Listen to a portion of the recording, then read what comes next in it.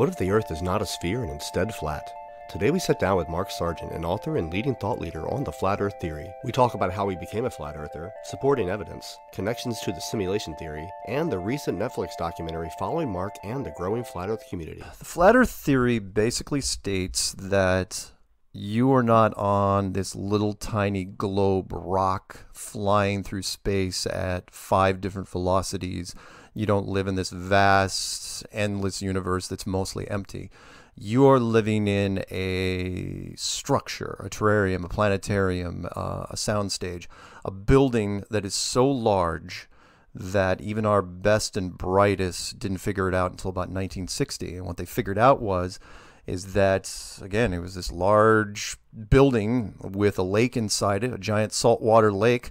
And inside that lake were various islands that we call continents, and that it was made by something much larger and much more powerful than ourselves. And they decided to keep a secret for the last 50, 60 years. And we only recently, since about 2015, has the technology of the general public caught up to where our detection abilities can now figure out that, yeah, what we used to think was a globe just isn't a globe anymore. The most obvious of which is that there's no detectable curve whatsoever, even though you hear about it and see it in the icons every day.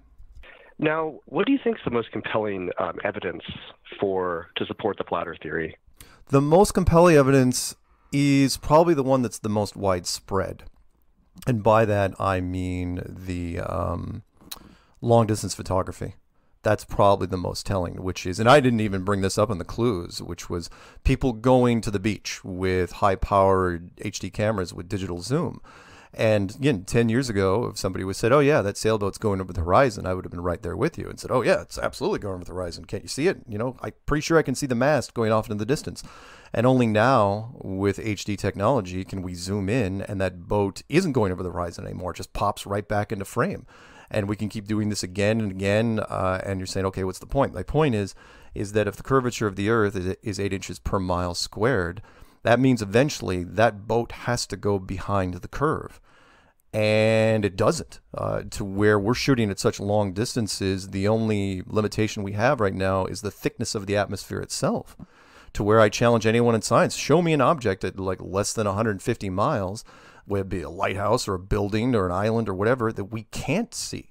You know, because eventually, you know, this object has to be behind the curve. And people will say, oh, well, it's because it's a mirage. Like, no. Mirages don't act like that. They certainly don't persist through all light conditions, all distance, weather, light, you know, up and including darkness. And also mirages can't be targeted by weapon systems, and they don't show up on infrared, and we see all those things. So that's probably the most compelling thing, is long distance photography. Now, how did you get into this? I know your mother was a nurse. Were you always curious as a child? How did you stumble upon or get into the flat Earth? I got into flat Earth because I was bored.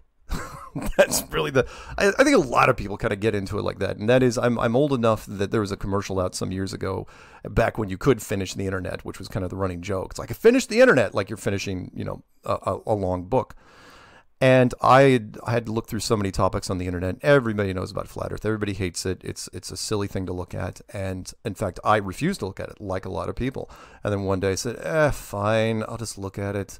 But, you know, can say I did it, right? It's like watching a television show, or at least a couple episodes. It's like, okay, I'll see what this thing's about.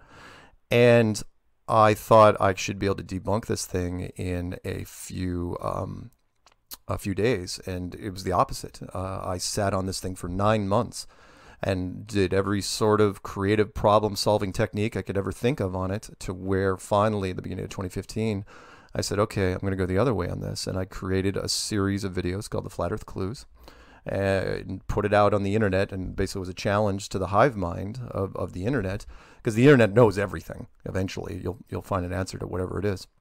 And I said, I can't prove the globe in a court of law anymore. Tell me where I'm wrong, because I think it's flat. It sounds crazy, but I think we're living in a flat, enclosed world, like a snow globe. And almost immediately, people started contacting me and saying, you know what? you may be onto something. So there are like three groups of people. One, there were people that are just fascinated with it. A second group would have been the subject matter experts that called up and said, you know what, we don't use the Coriolis effect, the spinning of the Earth. We don't use the curvature of the Earth.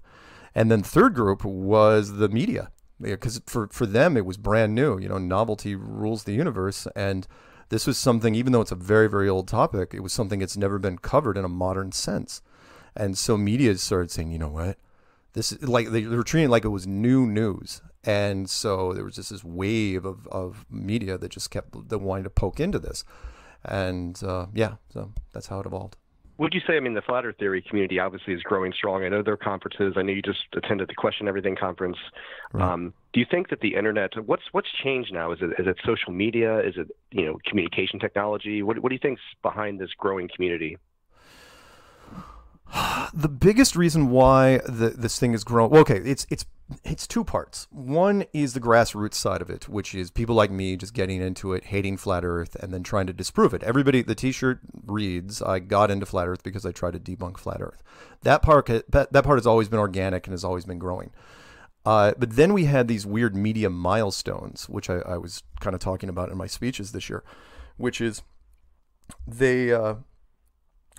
first off, there was the Grammy-nominated rap artist B.O.B., who made a track and an album for Flat Earth, and he made a specific track against Neil deGrasse Tyson, the world's most popular physicist, which was really weird. The combination of the two was just flammable in the media world, to where they just latched onto it. And then that was all of 2016, and then all of 2017, you had one of the best basketball players in the world, Kyrie Irving from the Cleveland Cavaliers. He went on about it in a podcast, said, "Oh yeah, it's absolutely flat." And then LeBron James, because they were both so still glowy from the whole championship thing, LeBron James backed him. And that right there carried all of 2017. And these are huge media things where people just love this story. So Flat Earth was being combined with a lot of stuff, whether it be music or science or sports. And then, a few entertainers here and there, as a smattering, and, throw in Mad Mike Hughes for good reason, or for added measure. And that's where it took off, to where now, 2019, we've got conferences in multiple countries. We've got hundreds of regional meetups at this point. The numbers got so big that YouTube tore down its own scoreboard, and it's all been happening, again, with almost no resources on our part. We did all of this in 4 years, with almost no financial backing whatsoever. That's amazing. I know your YouTube channel alone has, I think, 70 over 75,000 subscriubers. Something like that. That's yeah. a pretty big platform. That's a big platform, Mark. I imagine. I know in your content you answer a lot of Q&A from emails. Yeah. How many contacts do you get a week from people? I don't even know. Here's where it gets weird. I get a ton of emails. I get quite a few texts, even though I don't answer texts. And the phone, there's calls all the time. But what was interesting was, and I know we'll probably talk about it in a second, was when the Netflix thing finally, the Netflix version of Behind the Curve documentary hit, my email load doubled in a week, to where it's like I'll never be able to catch up now. I was just barely hanging on. But yeah, I love the fact that people write me on a regular basis, and I answer as many as I can in Q&A. And some, of course, I can't answer because they're too long, and some I don't answer a lot of troll emails, although I don't get very many. But anyway, so yeah, the call load's big. I don't know the numbers, to be honest. It's staggering at this point. Shouldn't be. Remember, it's flat Earth. Should be ridiculous. Nobody should be talking about this, and yet every hour I get tons and tons of emails. Let's talk about the Behind the Curve documentary. I did see it, and Netflix obviously is a huge platform, so that's a pretty big reach. The fact that they actually did, I know it's not. When did they actually shoot Behind the Curve? It's a couple years ago. Oh yeah. It's actually almost 2 years old when they first started shooting this. This was a snapshot of 2017. And that's pretty standard for, actually, we got it out sooner than even they thought it was going to happen, because documentaries take a long time to reach it to the general public normally. So they first reached out to me in April of 2017, and then we started kind of figuring out what we were going to do in May. And then next thing you know, they just followed us around. They followed myself and Patricia and Bob and Jaron, and Nathan and Chris, and they went all around the country on a shoestring budget. Stayed in Airbnbs most of the time, and then they went down to the conference in Raleigh in November, and then they took them about 3 months to edit it, and it premiered April of 2018 in the Toronto Film Festival, which I had the pleasure of going. So I was one of the first people to see it. And because what they usually do, if you haven't sold it to a studio right away, what they do is they put it in the film festival circuit to try to get credibility. But that's still kind of dicey. Like the Toronto Film Festival, there were 3,000 applications. They only took 100 films. And we made it into that 100 films, which was amazing. And then out of that, we were always making we didn't win awards, but it was like, the top 10 films you must watch, which is weird. We were always in that list, but it didn't win any awards. Well, it probably shouldn't because it's Flat Earth. And then during that process, you look for a buyer. And they were saying, it may take us over a year to sell this thing. No, they sold it quickly. And then it was released in November. It was released on Google. I have the freaking list right here. On iTunes, Prime Video, YouTube, and Google Play. And Netflix was the last one. They were the last holdout for whatever reason. I don't know who it was sold to. And then just a week and a half ago, it released on Netflix, and I had no idea. I severely underestimated the Netflix market share because those first 4, and they're not slouches. I mean, iTunes, big company; Google, big company; YouTube, part of a big company. And when Netflix came out, the whole thing just exploded, and so now it's everywhere. I didn't realize everybody had Netflix. Go figure. Yeah, it's amazing. Shifting gears a little bit. So the comedian and public speaker, Owen Benjamin, he's very vocal about his thoughts on the moon landing being a hoax. Right. Joe Rogan used to speak about this a bunch. So if the Earth is flat, is space travel real? What are your thoughts? No, good Lord, no. As a matter of fact, it's way worse than that. What I'm saying is not only is the Apollo program was completely fabricated from minute one, and I get why they did it. You had to fake space. It wasn't that they wanted to, because you had to keep the general public away from space. You had to keep the private companies away from space. You had to militarize space. And by that, they say, well, why are you saying that space is fake? It's like, okay, well, think of where you get all your information from when it comes to space. It comes from the United States military or other space agencies, which are blueprinted off the United States military and or the Soviets.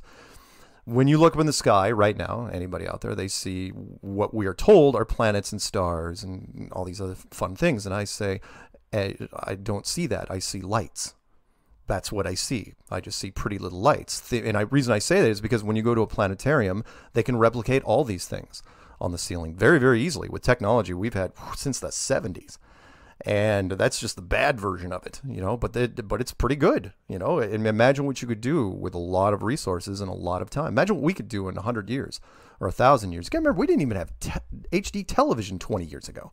Oh, technology, it's amazing. Well, what are your thoughts? I don't know, you probably have seen the Truman Show, right? Because sometimes when I think of the way you describe the flat Earth theory or the dome, it reminds me of the Truman Show. Was that sort of a Hollywood kind of wink, wink? Hey, what are your thoughts on that? I don't know if it was. This sort of thing. If you're trying to hide the world like this, we're talking about a multi-decade plan. It's not something you just whip up in a couple of years. And the 1998 movie, The Truman Show, was very telling in that aspect, and it really did get me thinking because. Truthfully, when you're watching that show, the only reason Truman found out was because of production mistakes. And they were really overt production mistakes, things they would have nailed down a long time ago. In truth, Truman would have lived his entire life and died never known. That's the whole point of this. And if you spend that much money on it, you're not going to make mistakes. But the plot line, demanded it. And, it was something that absolutely was feasible. By that, you create a 20-mile wide stadium and you control the weather and the lighting and everything. And we believe, there's a line, very telling line in there, and that is, we believe the world that is presented to us. But the movie that really struck me, which a lot of people didn't watch, was The Village by M. Night Shyamalan, which talked about a group of wealthy individuals who bought a wildlife preserve and decided to build an Amish town in the middle of it and then raise kids and tell the kids they were living in the early 1800s. In the middle of a forest that was surrounded by potential threats, and so they couldn't venture out. What I found out was really fascinating about that movie was when those older people, if you would have taken that movie forward like 20, 30 years, as those older people passed away, the kids growing up in there, they're not living a lie anymore. They absolutely are living what they are told. They believe the world is presented. To them, there is no deception in that entire world. And they could pass that on from generation to generation. I thought it was fascinating. And again, they did that without a stadium and without really any technology. So again, we believe what we're told. We believe, we take things at face value. And I find it fascinating. Yeah, that actually that is very fascinating. I did not think of that. I love M. Night Shyamalan's movies, and that is a great one. I mean, do you feel there's if the Earth is flat, a controlled, it's a controlled, I almost want to say a simulation. Is there overlap with the simulation theory somewhat? I mean, I know simulation theory is more like a digital simulation, but what are your thoughts on the two? Yeah, here's the thing. And I would love to tell everybody, I would love to make videos and actually say, okay, here's how it's a simulation. Because I do believe in simulation theory. I absolutely do. Because I grew up and was trained, and the industry that I worked in dealt with simulations. Look, I played video games for a living. I worked with video game companies, and I knew what the cutting edge was and what they wanted to do in the future. And here's the thing: but it's so heady, it's so thick, it's so cerebral that I don't like bringing it up to people because Flat Earth bends their mind as it is. But I'll tell it to you real quick, which is this: and anyone has any doubt, look up something called the double slit experiment. And no, I don't mean the old version; I mean the newer versions going up into the 2000s. And the double slit experiment says that matter doesn't materialize until someone is looking at it. And let me clarify here. What I mean by that is, if you're in a video game, everyone knows, we've all seen video games, and a character is walking down a road, right? And you see a mountain off in the distance. If the character is never going to be on the other side of that mountain, do you draw the other side of the mountain? No, you do not. Why? Conserve resources. That's it. Save computer power. That's all the reason you do it. It's just an efficient way of building the game, right? And we do that in just about every game you can think of. On top of that, we also build our simulations completely flat because no one's looking for the curve, and the curve would be so gradual, the character would never notice it. So you just make everything on a flat grid. In fact, it's a flat enclosed building is how we make the simulations because it's easier. It's just more efficient. And machines don't like thinking in curves, which is weird to say, but it's true. Computers do not like curves. That's why we make pixels. Pixels are squares. Oh yeah, you can make pixels small enough that you can draw a curve. To the naked eye, you wouldn't be able to tell the difference. But when you zoom in, it's squares. Here's where it gets weird. That whole thing where we don't draw something unless we're over there to observe. We don't draw the other side of the mountain. We don't draw the other side of the town, blah, blah, blah. We see that in real life. That's what the double slit experiment is. And I challenge any scientist to debate that with me, which is basically when you're not looking at something, it doesn't materialize at the atomic level. So why is that happening here?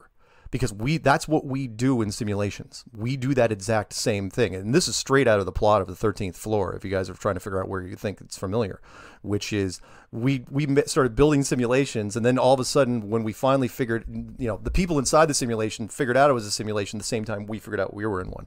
So yeah, everything screams at an atomic level in this world right now that we're living in, screams that we are in some sort of simulation. But we think we try to downplay it and say, that it's it cheapens our existence. It's like no, God's a programmer. That's what I'm saying. Before we had power tools, God apparently just used a magic hammer and chisel, right? And then when we got more advanced, God got more advanced to where now, we're making code. It's like, what? Do you think we just invented code? Come on. People, individuals and beings created technologies that are far beyond what we have now. So yeah, simulation, absolutely, at the highest level. But the average person on the street doesn't like to, it's so tough to explain simulation and software development to people on the street that there's no point in trying. So I start with something very, very simple, which is it's flat. It's flat, it's enclosed. That's all you need to know for now. Very, very fascinating. You mentioned God. What are your thoughts on religion? Well, look, I was raised, born again Christian, and church wasn't just a Sunday thing. I would go to Vacation Bible School in Camp Malibu and so on and so on. And when I lost my train of thought there for 1 second, which was God is. this world, okay, for example, I like to say that flat Earth kind of will eventually kill atheism, because what I mean by that is the default shape of the world, if you believe it's flat and enclosed, well, then it can't be anything but built, right? It was created, it was built. At that point, you're kind of splitting hairs. What built this place, right? Is it an advanced civilization, or is it the divine? Because one man's advanced tech civilization is another man's deity. I mean, come on, if a giant golden spaceship came down and landed in Africa somewhere, there would be people, bowing immediately, and there'd be other people saying that it's a technological marvel. So which one's right? And I'm not saying. So the kind of the joke I throw at people is, did God build this place, or did He subcontract out the work? And if it's the latter, if it is an advanced civilization, at the very least, they're one level closer to having God's phone number than we are. Are there people who are in on it?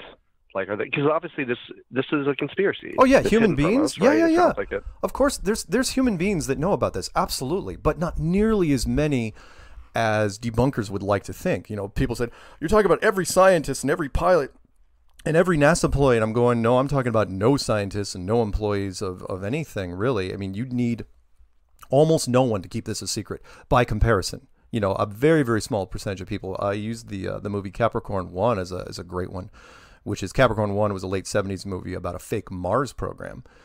And the only people that were in on it, other than the top brass, were the telemetry guys, the software guys that would do the data transfer, because you had to transmit fake data. You had to transmit fake coordinates. And that was a very telling thing for me. So, yeah, I mean, 99% of the people that work at NASA, I'm sure, are completely legit. They turn wrenches, they build fuel systems, they polish capsules, they do HR, they work in the cafeteria. Everyone's fine. It's only the telemetry guys that would need to know. Most scientists, they wouldn't need to know. I mean, I don't even know the president of the United States is in on it, because you'd want as many people to act naturally as possible. Neil deGrasse Tyson, yeah, he may know that something's wrong, but they're not going to have to tell him everything. I treat it no differently than I would spies, with compartmentalization, which is, you hire a spy, he goes out and he shoots somebody. That's what a spy does in some cases, or gets reconnaissance, right? But we'll say the shooting part because that's more fun. And he goes out and he shoots somebody. He's not told why he's shooting them. He doesn't know the political motivations. He doesn't know all the details about this target. He just knows he's supposed to do a job, plain and simple.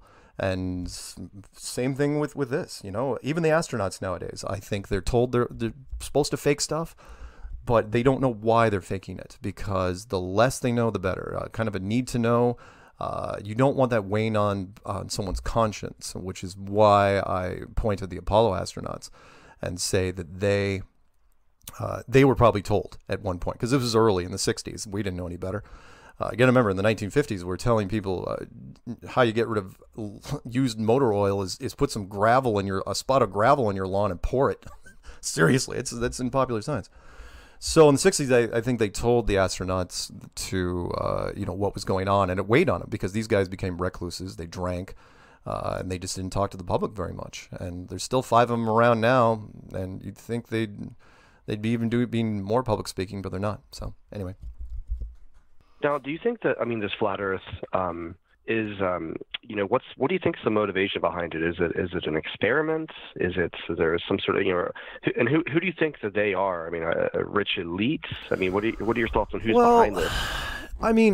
There's so many secret societies. What I do love about secret societies in the world is that they're so ethereal in nature that if you gave anybody, write down your top 10 in order of importance groups in this world that are, secret societies that are running the world, everyone will come up with different lists. Is it the Bilderbergs? Is it the Rothschilds? Is it the Vatican? Is it some sort of Jewish cabal? Is it the Masons? So on and so on and so on. The first rule has never changed in the first rule of power, and that is stay hidden. And by that I mean the true people in power you're never going to know about, and there's a very specific reason for that, and that is you don't want to make yourself a target for the masses. You can't be overthrown if they don't know who you are. So the people that put kings in power, that put presidents in power, anybody, it is, in fact, it's probably the curse of true power, which is you can't be famous and also be all powerful. in the power structure, because you would get found out. People will find you, but if they don't know you're a target, they can't. So you're kind of the puppeteer behind the scenes. So are there super rich people that we don't know about? Are there I don't know if there's people with special powers or anything like that, but definitely ultra wealthy. No question. I mean, are there internal struggles like, between, the Rothschilds and the Masons, or the Bilderberg or the Trilateral Commission, or who knows? That's just it. You don't know for sure. All I know is the people at the very, very top, they're not giving it away. It's the first rule. You don't break it unless you have special powers. I don't think you can break it. Yeah, you're right. I mean, it actually made me think of, as you were talking through the different conspiracy theories, or I should say the secret societies. Right. I'm kind of fascinated with that as well. I did a deep dive on David Icke. I'm sure you're familiar with David. Oh yeah. And the reptilian theory. I know he's kind of shifted his focus a little bit, but I was curious if that the reptilian theory, the essence of that, somehow plays sort of, non-humanoid. Maybe there's a non-humanoid society that's behind it. I don't know. Do you have any thoughts on that? I don't really think about it that much. People ask me about all sorts of conspiracies, and I mean, yeah, I've got an opinion on just about every conspiracy you can think of, but for me, because they're all below the whole flat earth umbrella, for lack of a better term, I just don't have time. It's like, yeah, fine. I mean, seriously, I could rattle off 20 different conspiracies for you, but for me, they're all secondary. They're all second shelf compared to that. I mean, yeah, could there be, other races? Sure, why not? As a matter of fact, I'd half expect that, because with a building like this, it would not be a one-off, meaning, we're not the first people to rent this apartment by any stretch. So there are remnants of older civilizations rolling around, and, both living, not just the artifacts, but the actual individuals. Yeah, sure. I mean, look at the sunken cities off of Japan, the sunken cities off of India, the Bosnian pyramids, the real pyramids, Bimini Road, and so on and so on. I mean, there's all sorts of things here indicating that this was a sandbox that gets changed up every once in a while. And who knows, what happens, what civilization was living here when we had a supercontinent in the middle, when we had Pangea, and what terraforming, has happened since then. What were the stages? I don't even know what version of this, we're in. Are we on the 6th? Are we in the 7th? The 27th? Hard to say. Yeah, I've heard you say that once before, that there may be other domes. We may just be of one. Oh yeah, well yeah, not just that. Yeah, not only are we the only people that have used this particular place, but yeah, why wouldn't you have other domes and other stages of development?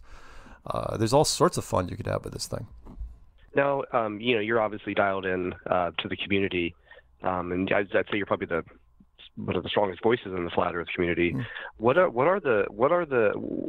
What are our research activities? What's going on within that community to try to prove the flat Earth theory? Right now, the same sort of stuff. I mean, everybody's still the exploratory phase, so everybody's doing long distance. It starts off with the easiest stuff first: long distance photography, then laser experiments. Various physics experiments that people are doing. People talk about explorations and things like that, but that never seems to get off the ground, mostly because of finances. It just costs so much to do. Other than that, not too much. I mean, some things on planes. That's been kind of one of the trends recently. And then whatever else people can come up with. I mean, they're reimagining things all the time, but not is. In fact, wait, isn't there a force level? You'll have to forgive me. I don't have all of them memorized, but I think there's a force level experiment that's happening pretty soon, but I don't know who's on it. But anyway, they're out there all the time. Now, climate change or global warming, I guess we can put the word global to the side. Is climate change real? Is it part of this? I believe it's real. Yeah. I do, but I don't think it's what people think it is. Meaning, okay, first off, climate change is way more efficient, and it absolutely can happen if you have an enclosed system. Meaning, if it's a flat enclosed world like a sports stadium, it makes sense. And that is, you're talking about an atmosphere that's contained. Therefore, if you do anything in there, and by that, it's not just human interaction.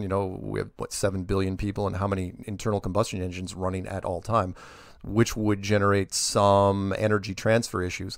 but also human beings trying to manipulate the weather would also do that. So if you do have like a HARP program or whatever, look, the military, it's no secret. The military's always wanted to control the weather. It is the perfect weapon in that it cannot be blamed on anybody. You know, when a tornado touches down in your city, it's not like it's got a flag, you know, attached to it. So it's like, oh, just an act of God. Well, if you can manufacture acts of God, that would really be your benefit. The problem is when you do that, you are manipulating energy, and you're, you know, because weather is just energy, it's just heat transfer. And when you do that, you run the risk of an automated system like this, or a partially automated system, to compensate in some way, which is why I think it was changed from global warming to climate change. Even though it seems like there is a heat issue, and of course that would make sense because of all the furnaces we have running at all times. But yeah, I think it's real. I don't think it's just because of civilian population. I also think it's happening because of the backlash from military operations. Now, you mentioned the military. Now, I don't know the answer to this question, so I'm asking it. But has there been any sort of research exploration projects? I mean, can you, if we had enough money, can we, you know, without military intervention, actually go to the end? I don't believe so. I mean, the North Pole and the Outer Rim seem to be off limits. I mean, the Antarctic Treaty is no joke. It's something I just stumbled across back in 2014 when I was looking at this thing, which was, you know, the Antarctic Treaty. On no nation, no corporation on any place can even talk about it, which is amazing. They can't set up shop in Antarctica, and it's locked down. It's airtight. Yeah, scientists can go down there every once in a while, and the military's down there. But you cannot run amok. You just can't do it. And the North Pole also may be in that same boat, although it's much, much smaller. So does that kind of answer it? Kind of? It does, yeah, okay. It does. Well, Mark, I really appreciate your time. Just a few more questions, and we can wrap up. Sure. So, what's coming up in this year? What do you have going on? I know there's a conference in New Zealand, I think. Yeah. What do you have going on this year as far as? So we just did the LA conference, and then they're talking about a conference in Canada, even though the Toronto conference was scrapped because we just had too many things going on with people that were producing that. The New Zealand one's next. That's the end of April. There's a big meetup, I think, down in San Francisco, which I may go, but it's probably not going to happen until after New Zealand. Then there is the London conference. There is Amsterdam. And then, of course, the biggest conference in the United States in Dallas. That'll round out the year.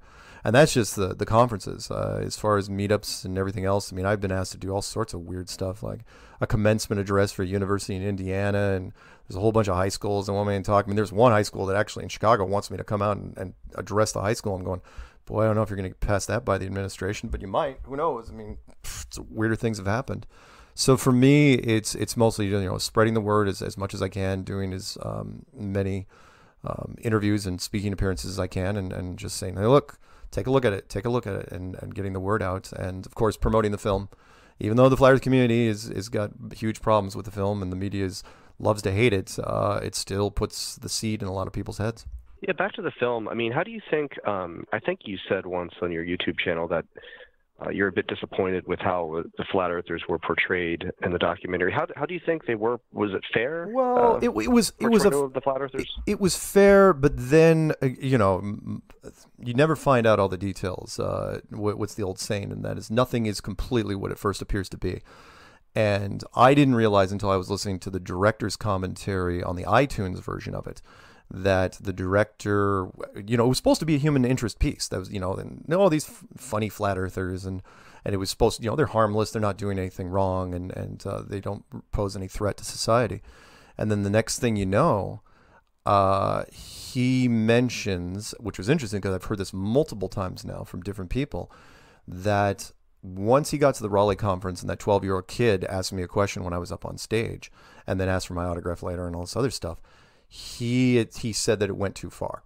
And, you know, it's that old thing. It's like, it's all fun and games until, you know, the kids get involved, because then you're messing with the future. And that's when he decided to make a stand against Flat Earth. Up until that point, I honestly believed, and Flat Earthers probably don't believe this, I honestly believed he was going to try to keep this thing as neutral as possible. I've talked with Daniel many times. But then all of a sudden, you know, it got too real for him. It was like, wait a minute. This flat, you know, and seriously, it's true. I mean, flat Earth is everywhere. I mean, it's a paradigm, and it's not going away. In fact, it just keeps getting bigger, which was what National Geographic was worried about. So he tweaked it. He went after Bob as best he could. He went after Jaron as best he could. There really wasn't much he could do with me because I wasn't doing any experiments. And then Patricia, not much he could do there, and Chris Pontius, not much he could do there, and Nathan Thompson spun him the way he could. So, but I still think it backfired. For me, it's still a Trojan horse, which is because I've been in the audience many times with this film being played, and it puts the seed in people's heads. By the end it's tweaked, and you have real doubts in the flat earthers, but at the same time it's still in your head. Daniel made the mistake in that he made the Jaron experiment at the end, meaning by the time you got there, that's literally the end of the film. You're 99 minutes into the film, and he throws that at you. By then you've been so flat smacked that you can't pull back entirely, and so. Yeah, it'll be fine. Nobody's going to quit Flat Earth over this, and there'll be other documentaries in the future to be sure. But I don't see it as a negative. I mean, the old saying, any publicity.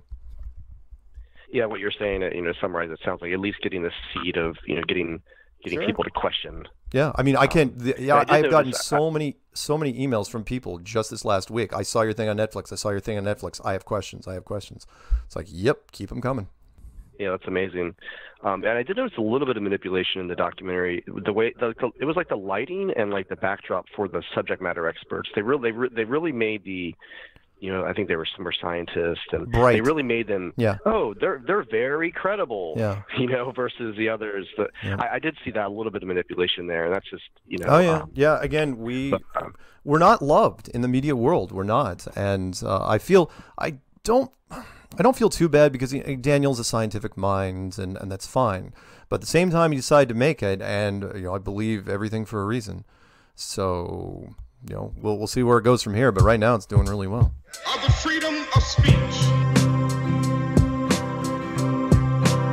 and the creation of science. State our dangers and our opportunities. This is our challenge, and this is our time.